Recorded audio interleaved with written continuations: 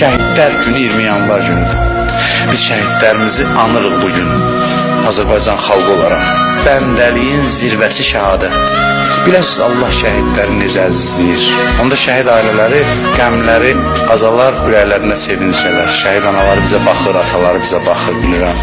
Şəhidin ruhu bədənindən çıxanda təəccüb edirdi, bu nə əzizlənməkdir. Görür ki, yer göy mənim başıma dolanır, mən neynədim ki, bu can ki onsuz da torpaq altına gedəcəkdi. 10 il tez getdi, bir güllə ilə getdi, daha rahat canım çıxdı.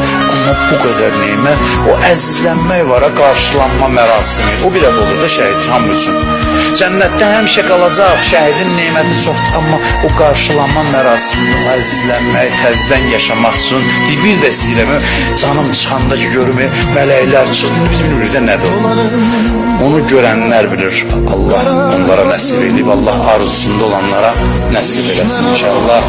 20 yanvar şəhidlərini, ümumən şəhidlərimizin ruhun ehtiramla yad edirik. Allah onların ruhun bizə şəfaətçi və duası qərar versin inşallah.